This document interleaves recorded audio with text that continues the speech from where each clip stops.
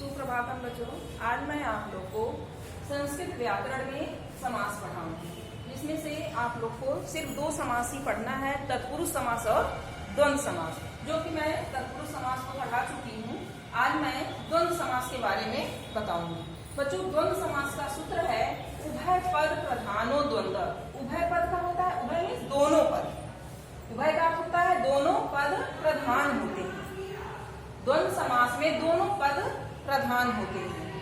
इसकी परिभाषा है जिस समास में दो या अधिक पद जुड़े हो और सभी पद क्या हो, प्रधान हो, वह द्वंद्व समास कहलाता है। और इसमें च का अर्थ छिपा रहता है, विग्रह करने पे च अलग हो जाता है। जैसे हरिश्च हरश्च का समस्त पद बना हरि हरव, हरि और हर। बच्चों, द्वंद्व समास एक दूसरे के ऐसे पहचान सकते हैं कि दो शब्द होते हैं, दो पद होते हैं और दोनों एक दूसरे के क्या होते हैं, विपरीत होते हैं, अपोजिट होते हैं। ऐसे भी आप लोग पहचान सकते हैं कि यह द्वंद्व समास है कि नहीं। जब दो पद हो और दोनों पद एक दूसरे के विपरीतार्थ हो, उसे ही क्या कहते हैं, द्वंद्व समास कहते हैं, या द्वंद्व समास पहचान लेंगे इस प्रकार से। अगर एक दूसरे के विपरीत नहीं होंगे तब भी कुछ न कुछ दोनों का आपस में संबंध स्थापित होगा। द्वंद्व समास की यही पहचानने का सबसे अच्छा तरीका है कि दो पद होंगे और दोनों पद एक दूसरे के विपरीत होंगे। अगर विपरीत नहीं भी होते हैं तो वह एक दूसरे से संबंध स्थापित करते हैं, कुछ न कुछ संबंध होता है दोनों शब्दों में। बच्चों, द्वंद्व समास के भेद, द्वंद्व समास के तीन भेद हैं। पहला है इतरेतर द्वंद्व, दूसरा है समाहार द्वंद्व और तीसरा है एक शेष द्वंद्व। अब आइए देखते हैं इतरेतर द्वंद्व किसे कहते हैं। इस समास में दो या अधिक पदों का योग होता है। इतरेतर समास में दो या अधिक पदों का योग होता है। दो पदों के लिए द्विवचन का प्रयोग किया जाता है और अधिक पदों के लिए बहुवचन का प्रयोग किया जाता है। बच्चों, इतरेतर द्वंद्व समझ में आ गया आप लोग को। इस समास में दो या अधिक पद होते हैं तो दो के लिए द्विवचन का प्रयोग किया जाता है और दो से अधिक के लिए बहुवचन का प्रयोग किया जाता है। आइए देखते हैं भीमश्च अर्जुनश्च। अब यहाँ पे देखिए समास विग्रह कर दिए हैं तो यह क्या हो गया है, अलग हो गया है। तो यहाँ पे भीम और अर्जुन दो है तो द्विवचन का है, तो इसका और रूप जो है अंतिम पद के अनुसार ही लिखा जाता है। तो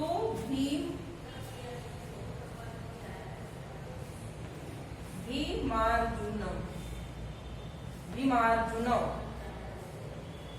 अर्जुनो यहाँ पे क्यों लगा है, क्योंकि भीम और अर्जुन दो लोग हैं। जैसे अर्जुन का रूप नहीं याद है आपको, बालक का याद है, बालका बालको बालका होता है, दो के लिए बालको होता है तो भीमार्जुनो हो जाएगा। यहाँ पे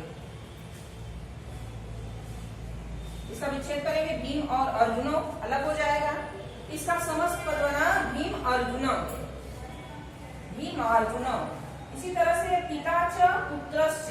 अब यहाँ पे पिता और पुत्र दो शब्द है तो पुत्र के अनुसार, अंतिम पद के अनुसार वचन का प्रयोग किया जाएगा तो पिता पुत्र हो जाएगा।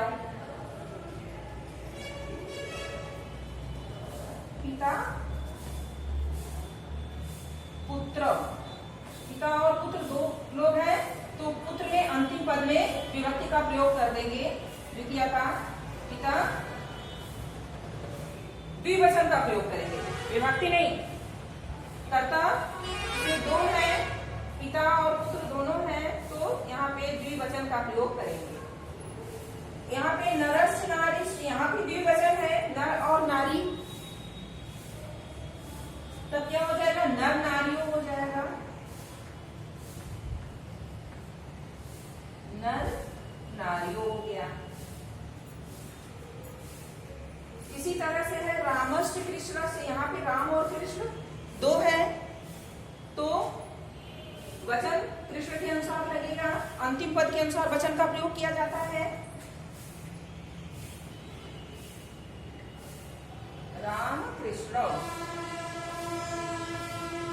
राम कृष्ण हो जाएगा। इसी तरह से है बालश्च वृद्धश्च, यहाँ पे बाल और वृद्ध दो है तो वृद्ध के अनुसार वचन का प्रयोग किया जाएगा। अंतिम पद के अनुसार, अंतिम पद में वचन का प्रयोग किया जाता है तो हो जाएगा बाल वृद्ध,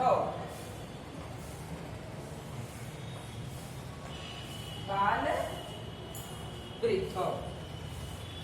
तो बच्चों आपको समझ में आ गया द्वंद्व समास किसे कहते हैं। इसका सूत्र है उभय पद प्रधानो द्वंद्व। अगर आपको सूत्र मालूम है तो इसकी परिभाषा आपको मालूम हो जाएगी कि जिस समास में दो या अधिक पद जुड़े हों और सभी पद क्या हों, प्रधान हो, दोनों पद प्रधान हो तो वह द्वंद्व समास कहलाता है। इसमें च का अर्थ छिपा रहता है। जैसे हरि हरो दे दिया, हरि और हरो यहाँ पे दो शब्द मालूम दे रहे हैं आपको, तो जब विग्रह करेंगे तो हरिश्च हरस च का प्रयोग करते हैं।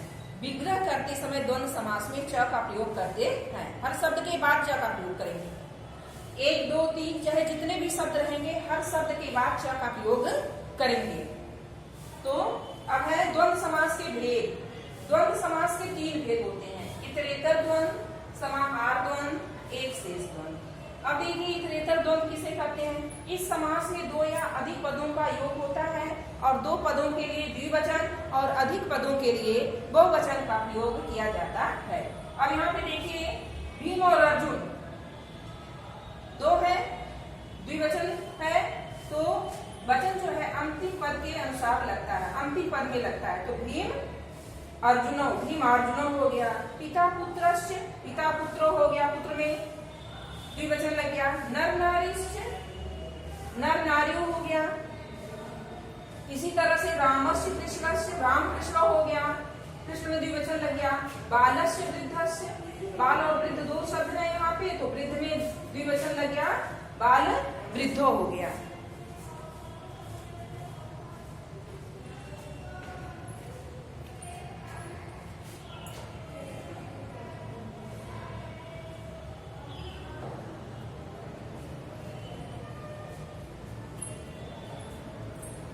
बच्चों अभी आप लोगों ने द्वंद्व समास के पहले भेद को पढ़ा, इतरेतर द्वंद्व को। अब दूसरा है समाहार द्वंद्व। बच्चों समाहार द्वंद्व की परिभाषा है जिस समास में अनेक पदों के समूह का बोध होता हो। जिस समास में अनेक पदों के समूह का, अनेक पद रहते हैं और उससे समाहार द्वंद्व करते हैं। इसमें समास करते समय नपुंसक लिंग एक वचन का प्रयोग होता है। समास करते समय नपुंसक लिंग का प्रयोग करते हैं। जैसे पाड़ी च पादव, यहाँ पे पाड़ी पादव, हाथ और पैर, तो इसका क्या हो जाएगा पाड़ी पादम, पाड़ी पादम। नपुंसक लिंग एक वचन का प्रयोग किए हैं। रथाश्च अश्वाश्च, रथाश्वम, रथाश्वम हो जाएगा। रथ और अश्वम, रथाश्वम हो गया। अहिश्च नकुलश्च, अहिनकुलम हो जाएगा, अहिनकुलम।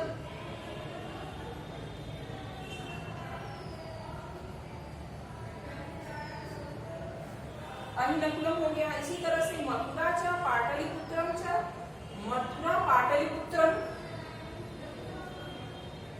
अंतिम पद में नपुंसक लिंग का प्रयोग करते हैं। मथुरा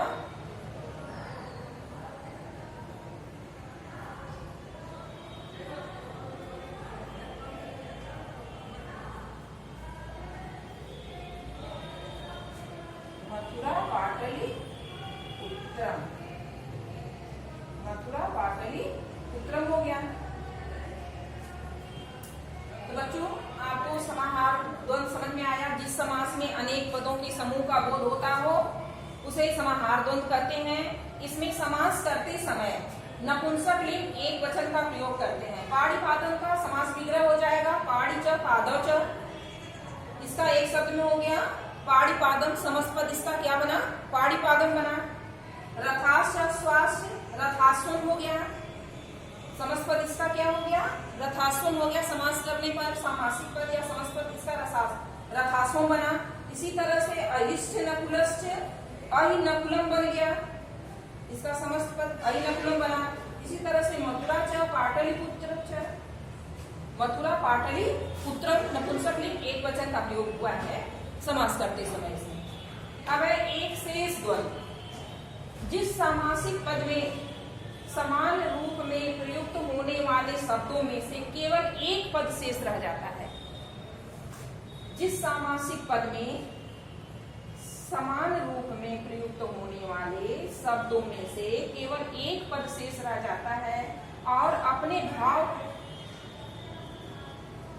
को विभक्ति व वचन के अनुसार प्रकट करता है, वहां एक शेष द्वंद्व समास होता है। जैसे माता च पिता च, यहाँ पे माता और पिता दो शब्द, इसका हमें समास करना है, तो अंतिम पद के अनुसार विभक्ति का प्रयोग करेंगे। तो क्या हो गया, पितरौ, दो लोग हैं तो द्वितीय विभक्ति का प्रयोग करेंगे, पितरौ हो गया। पितरौ का अर्थ हो गया माता च पिता च। इस तरह से है पुत्रश्च पुत्री च, तो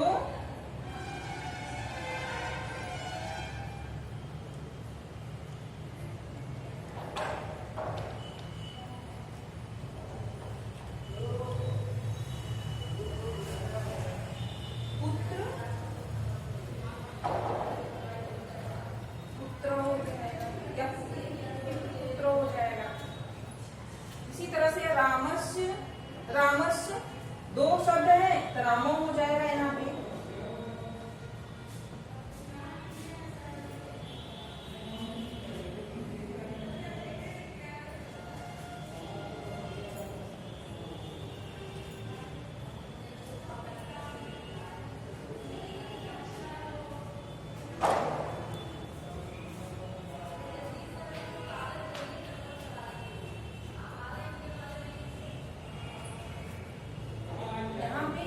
दोनों का एक शब्द मिला देना तो विभक्ति लगा देंगे, सिर्फ पुत्र कर देंगे।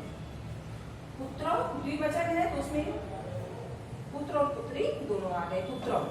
अंतिम पद के अनुसार विभक्ति का प्रयोग करेंगे। रामस्य रामस्य दो है तो रामो हो जाएगा, रामा एक के लिए रामो दो के लिए। इसी तरह से है हंसस्य हंसी च, तो हंसो हो जाएगा, द्विवचन का प्रयोग करेंगे तो इसका समस्त पद हंसो बना। युवा च युवती च,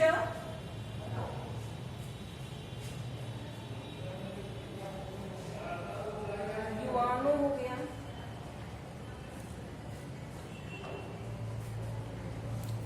युवानो, युवा युवानो, युवाना होता है, इसका रूप चलता है।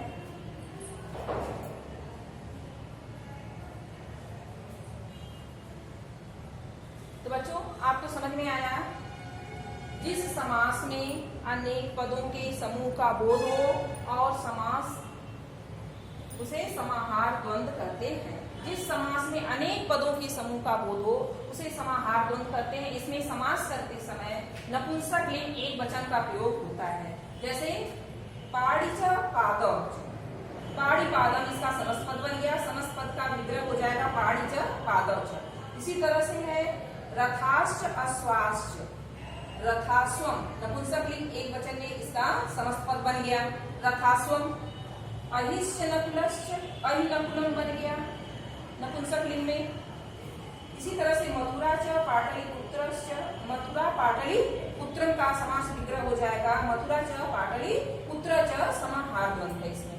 अब एक शेष द्वंद्व, जिस सामासिक पद में समान रूप में प्रयुक्त होने वाले शब्दों में से केवल एक पद शेष रह जाता है और अपने भाव को विभक्ति व वचन के अनुसार प्रकट करता है, वहां एक शेष द्वंद्व समास होता है। जैसे पिता माता च पिता च, यहाँ पे दो शब्द है, इसको एक शब्द में हमें समस्त पद बनाना है। तो पितरों हो गया, द्विवचन लगा देंगे, पितरों में दो वचन लगा देंगे तो माता पिता दोनों आ जाएंगे। इसी तरह से पुत्रश्च पुत्री च, पुत्रों कर देंगे, पुत्रों द्विवचन का है तो इसमें दो वचन यहाँ प्रयोग किया गया है तो दोनों हो जाएंगे उसमें। रामश्च रामश्च, रामो कर देंगे, द्विवचन का प्रयोग कर देंगे तो रामो क्या बना, समस्तपद बना और इसका समास विग्रह हो गया रामश्च रामश्च। इसी तरह से पुत्र समस्तपद है तो इसका विग्रह हो जाएगा पुत्रश्च पुत्री च, दो का बोध करा रहे हैं। इसी तरह से पितरव है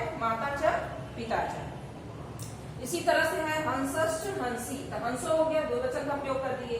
युवा च युवती च, युवानो, क्योंकि पुल्लिंग के अनुसार वचन का प्रयोग करते हैं। तो बच्चों आपका द्वंद्व समास समाप्त हो गया। इसको आप लोग अपनी कॉपी में लिख लेंगे। बस आज के लिए इतना ही, धन्यवाद।